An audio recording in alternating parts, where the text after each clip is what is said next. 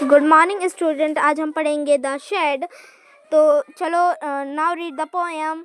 Theirs a shed at the bottom of our garden. जो point कहना चाहता है कि मेरे गार्डन का मतलब बगीचे, बॉटम का मतलब पीछे, और शेड का मतलब छप्पर। तो जो पॉइंट कहना चाहता है कि मेरे गार्डन के पीछे एक छप्पर है, एक शेड है, with a spiders web hanging across the door. जो उसकी डोरे हैं मकड़ी के जालों से घिरी हुई है, मतलब उस पर मकड़ी की जाले हैं। The hinges are rusty and creak in the wind.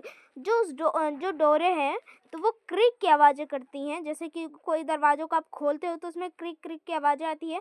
तो इसमें वही बताया गया कि वो क्रिक की आवाज़ें करती हैं। When I am in bed I lie and listen. तो इसमें बताया गया है कि जो पॉइंट कहता है कि जब मैं बेड पे लेटा हुआ होता हूँ तो मैं लिस्टन मतलब उस आवाज़ों को सुनता हूँ। I will open that door one day. जिसमें जो आई विल का मतलब बताया गया है, इल का इसका फुल फॉर्म है आई विल, ठीक है। तो इसमें जो ये बताया गया है I will open that door one day, तो इसमें जो पॉइंट कहना चाहता है कि मैं इस डोर को एक दिन खोलूँगा।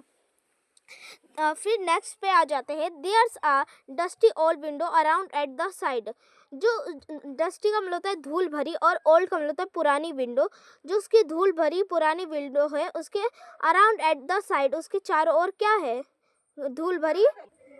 तो उसकी जो विंडो के चारों साइड, ये देखिए, ये विंडो के चारों साइड बताया गया है ना कि धूल भरी है, मतलब धूल लगी है। With 3 cracked pains of glass, और उसके 3 क्रैकेड है, जैसे टूटे हुए 3 खिड़कियाँ, जैसे इसमें दिखाया गया है कि आप देख सकते हैं, जैसे 1 2 3। तो ये 3 क्या है? क्रैक्ड है, मतलब टूटी हुई है, इसलिए इसको कहा है पेन्स ऑफ ग्लास, ठीक है। I often think there someone staring at me. मैं सोचता हूँ, जो पॉइंट कहता है कि मैं सोचता हूँ कि मुझे वहाँ से कोई घूर रहा है। इस टाइम डेट आई पास, जब मैं वहाँ से जाता हूँ। I will peep thought that window one day. इसमें जो बताया गया है पीप का मतलब, जो इसमें ये जो पीप दिया है इसका मतलब होता है कि झाँकूंगा, मतलब देखूंगा। तो जो पॉइंट कहना चाहते हैं कि मैं एक दिन मैं उस विंडो के अंदर देखूंगा। My brother says there's a ghost in the shade. Ghost का मतलब होता है भूत। जो मेरा भाई कहता है कि उस शेड में एक भूत है। Who hides under the rotten floorboards। अब इसमें समझते हैं कि रोटन फ्लोर बोर्ड्स किसे कहा है। जैसे कि हमारे जो घर है, हमारे घर के नीचे टाइल्स लगी होती है, तो उधर ऐसे रोटन फ्लोर बोर्ड्स है, इस प्रकार ऐसे लगे हुए हैं। रोटन फ्लोर बोर्ड्स उसके नीचे लगे हुए हैं। And if I ever dare to set foot inside. इसमें जो पॉइंट फिर कह रहा है कि and if I ever dare to set foot inside, अगर मैंने कभी भी उसके अंदर पैर रखने की कोशिश की तो he'll jump out and chop off my head। तो वो जो गोस्ट है वो मेरे ऊपर कूद के मेरे गले को काट देगा। But it'll take a peek one day। But जो पॉइंट कहना चाहता है कि but I will take a peep one day, लेकिन बट मैं किसी दिन उसके अंदर देखूंगा, झाँक के देखूंगा। I know that there's it's is not really a ghost. मुझे पता है कि वहाँ कोई रियल में, मतलब वहाँ कोई सचमुच में कोई भूत नहीं है। My brother tells lies to keep the shed for his Dan.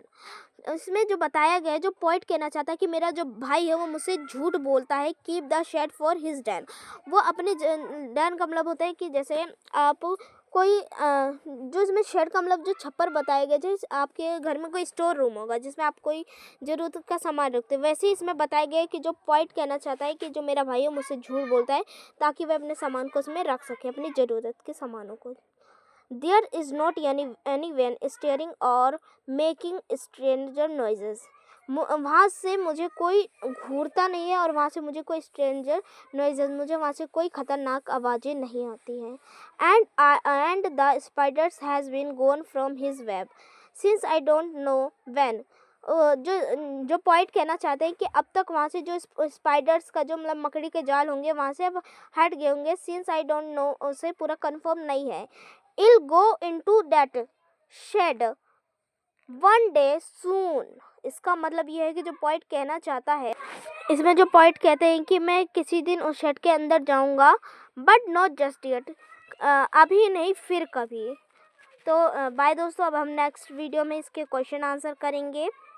इसके सिर्फ 2 ही क्वेश्चन है और इसके पार्ट्स है, तो हम इसके नेक्स्ट वीडियो में करेंगे। Thank you.